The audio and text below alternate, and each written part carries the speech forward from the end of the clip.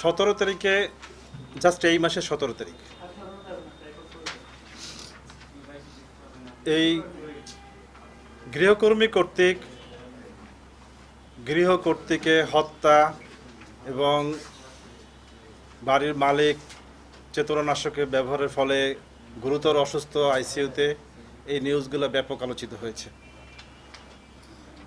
আমরা তাৎক্ষণিক পিবিআইয়ের পক্ষ থেকে জনস্বার্থ এবং গুরুত্ব বিবেচনা করে মামলাটি উত্তরা পশ্চিম থানা থেকে সউদ্যোগে অধিগ্রহণ করেছি এবং তাৎক্ষণিকভাবে ছায়া তদন্ত শুরু করে আমরা এই ঘটনাকে রহস্য উদ্ঘাটনের জন্য ব্যাপক তৎপরতা শুরু করি। আমাদের সাথে থানা পুলিশ, সিআইডি, ডিবি, অন্যান্য টিমগুলো কাজ করতেছিলেন। মূলত যে গৃহকর্মী এই ঘটনাটা ঘটিয়েছে, আমরা পরে তার নাম উদ্ঘাটন করতে পেরেছি। তার নাম বিলকিস। প্রকৃতপক্ষে 17 তারিখের যে ঘটনাটা, তার 2 দিন আগে ওই পরিবারে এই গৃহকর্মীর নিয়োগ হয়। গৃহকর্মী নিয়োগের সময় তার নাম ভুল অথবা মিথ্যা দিয়েছে। বাড়ির কেয়ারটেকারের কাছে বলেছে মমতাজ, এবং ওই বাসায় ভিকটিমের পরিবারে সে তার নাম বলেছে মারুফা। 14 তারিখে নিয়োগের পরের দিনই গৃহের যে ছোট ছেলে, তার স্ত্রী সহ সে তার শ্বশুরবাড়িতে চলে যায়। বাড়িতে থাকে শুধুমাত্র ভিকটিম আয়েশা আক্তার 62, যিনি মৃত্যুবরণ করেছেন, এবং তার স্বামী আনোয়ার হোসেন। এবং এই সুযোগকে কাজে লাগিয়ে গৃহকর্মী সে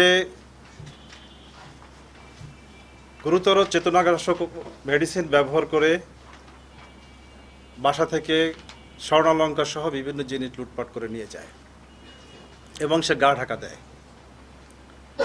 সন্ধ্যা নাগাদ পরিবারের বড় ছেলে সে বাবাকে ফোন দেয়, কিন্তু বাবা ভালোভাবে কথা বলতে না পারায় সে দ্রুত বাসায় চলে আসে।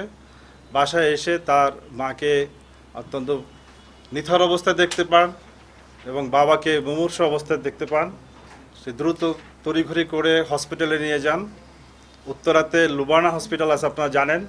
লুবানা হসপিটালে তাদেরকে অ্যাডমিট করে, কিন্তু হসপিটালে নেওয়ার পরে হসপিটাল কর্তৃপক্ষ তার মা আয়েশা আক্তার নিহত বলে জানান এবং তার বাবা আনোয়ার হোসেনকে আইসিইউতে ভর্তি করা হয়। আমরা পরের দিন জানতে পেরেছি যে পরের দিনে সে চেতনা ফিরে আসে তার, এবং বাসায় ফিরে বাদী আনোয়ার হোসেনের ছেলে, যে ভিকটিম তার ছেলে মনোয়ার হোসেন, সে বাসায় ফিরে জিনিসপত্র এলোমেলো পায় এবং বাসা থেকে অনেক কিছু খোয়া গিয়েছে বলে তিনি ধারণা করেন, এবং তিনি গোল্ড এবং অন্যান্য জিনিসের একটা তালিকা তৈরি করেন এবং তিনি উত্তরা পশ্চিম থানায় মামলা রুজু করেন। মামলাটা আমরা যখন কাজ শুরু করলাম, তদন্ত শুরু করলাম, তখন মূলত এই আসামি বিলকিস সে তার নিজের সঠিক পরিচয় না দেওয়ায়, এবং তার কাছে এনআইডি চাওয়া হয়েছিল, সে বলেছিল যে আমি পরে দিব, এবং তার কোনো ফোন নাম্বার নাই। আলটিমেটলি সে একজন অজ্ঞাত ব্যক্তি, একদমই পুরোপুরি ক্লুলেস একটা পরিস্থিতি। আমরা ওদিনকে রাতে খবরটা জানতে পারি এবং কাজ শুরু করি, এবং যেহেতু ক্লুলেস, আমাদেরকে অন্য বিষয়গুলো বিবেচনা করতে হবে, গোয়েন্দা তথ্য ইত্যাদি। আমরা ঢাকা শহরে এই ধরনের বিষয়গুলি, চেতনানাশক ব্যবহার এবং গৃহকর্মী কর্তৃক গৃহ চুরি বা এই ধরনের ঘটনাগুলি আমরা পর্যালোচনা শুরু করি।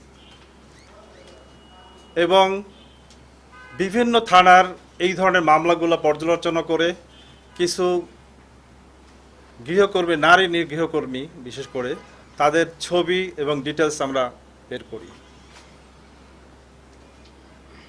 এবং বিল্ডিংয়ের যে সিসি ক্যামেরা, সেই সিসি ক্যামেরাটাও সেখানে কোনো ডিস্ক ছিল না। পাশের বিল্ডিং থেকে সিসি ক্যামেরায় মাধ্যমে জানা যায় যে, দেখতে পাওয়া যায় যে মেয়েটা ঢুকেছে ওখানে 8:56 সকাল এবং বের হয়েছে 2:30 দিকে, এবং হাতে বেরোনোর সময় হাতে একটা পলিথিন ছিল, কিন্তু তার স্পষ্ট কোনো ভালো ছবিও ছিল না পরিবারের কাছে। আমরা যখন বিভিন্ন মামলা পর্যালোচনা করে এই সেম ধরনের যে মামলাগুলা ঢাকা সিটিতে, আমরা এই মামলাগুলা পর্যালোচনা করতে গিয়ে অনেকগুলো ছবি আসে। তার ভিতরে সেই ছবিগুলা আমরা বাদীপক্ষকে দেখানোর পরে এক পর্যায়ে কিন্তু ভিকটিমের যে পুত্রবধূ সে চিৎকার করে বলে ওঠে যে এই মেয়েটাই তো আমাদের বাসায় আসছিল, এই মেয়েটাই তো আমাদের বাসায় এসেছিল। আমরা তখন সেটাকে দিকে মনোযোগ দেই। একটা পর্যায়ে আমরা এই মেয়ে রিলেটেড যত মামলা আছে সেগুলো পর্যালোচনা করি এবং গোয়েন্দা তথ্য পর্যালোচনা করে আমরা জানতে পারি যে তার অস্থায়ী ঠিকানা হচ্ছে গাজীপুরে, কিন্তু তার বাবার বাড়ি হচ্ছে ধোবাউড়া ময়মনসিংহ আর স্বামীর বাড়ি হচ্ছে মেলান্দহ জামালপুর। তা আমরা প্রথম গাজীপুরে চেক ব্যাক করি, কিন্তু তার এই অপরাধের প্যাটার্ন হচ্ছে এইভাবে যে সে অপরাধ ঘটিয়ে বাসা চেঞ্জ করে ফেলে এবং বাসা চেঞ্জ করে ফেলায় তার নতুন বাসা কেউ জানে না। এরকম একটা পরিস্থিতি আমরা বাধ্য হয়ে ধোবাউড়া ময়মনসিংহ এবং মেলান্দহ জামালপুর এই সকল জায়গাগুলিতে অভিযান পরিচালনা করি, তথ্য সংগ্রহ করি এবং তারই মাধ্যমে আমরা আবার গাজীপুরে ফিরে আসি। মেলান্দহের তথ্যের ভিত্তিতে আমরা গাজীপুরে তার বাসা উদ্ঘাটন করতে সক্ষম হই। তো সেখানে তাকে আমরা বাসা থেকে তাকে গ্রেপ্তার করি এবং বিলকিস সে স্বীকার করে যে স্বেচ্ছায় স্বপ্রণোদিত হয়ে সে মিথ্যা তথ্য দিয়েছিল নাম, এবং সে এই ঘটনা সংগঠিত করেছে।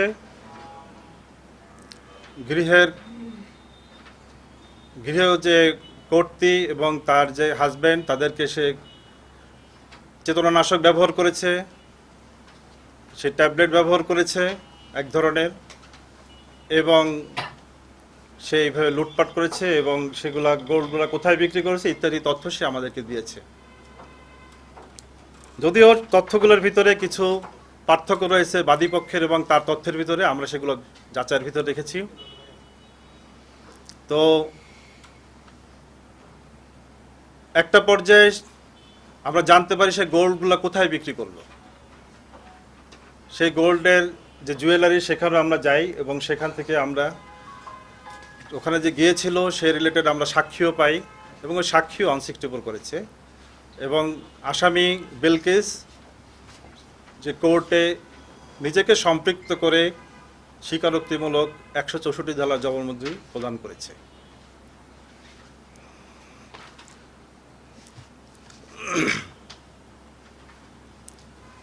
আমরা এরপরে গোল্ডের বিষয়ে এবং অন্যান্য বিষয়ে খোঁজখবর নিয়েছি এবং যে দোকানে সে বিক্রি করেছিল তারা অস্বীকার করলো। সেখানকার একজন আসামি আমাদের কাছে গ্রেপ্তার রয়েছে এবং তাকে কোর্টে উপস্থাপন করা হয়েছে।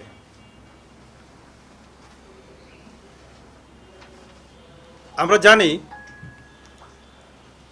যে গৃহকর্মী অত্যন্ত প্রয়োজনীয় একটা বিষয়, শহরে জীবনের প্রায় প্রতিটা পরিবারে এটা রয়েছে।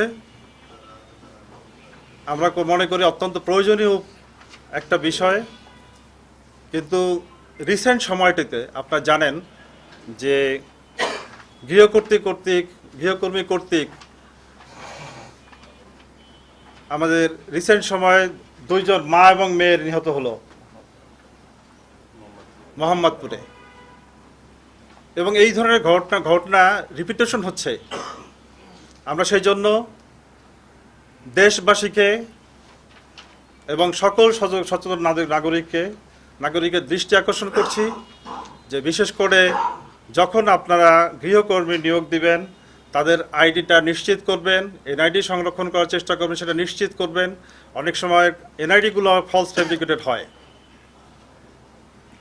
এবং তাদের ছবি রাখার চেষ্টা করবেন, তাদের পরিচিত নিকটজনদের সম্পর্কে ভেরিফাই করবেন, যাতে করে এই ধরনের ঘটনা পুনরাবৃত্তি বাংলাদেশে না ঘটে। পুলিশ ব্যুরো অফ ইনভেস্টিগেশন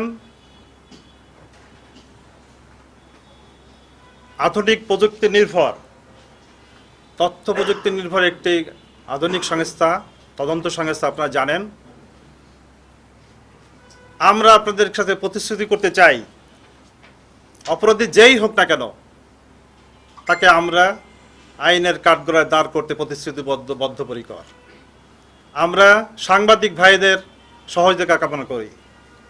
আমরা আশা করি আপনারা লেখনের মাধ্যমে আমাদের সহযোগিতা করবেন এবং তথ্য উপাত্ত দিয়ে আমাদেরকে সহযোগিতা করবেন এবং আমাদের ছোটোখাটো যে অ্যাচিভমেন্ট এগুলিকে জাতির সামনে সুন্দরভাবে তুলে ধরবেন। আপনাদের যদি কোনো প্রশ্ন থেকে থাকে করতে পারেন। Thank you.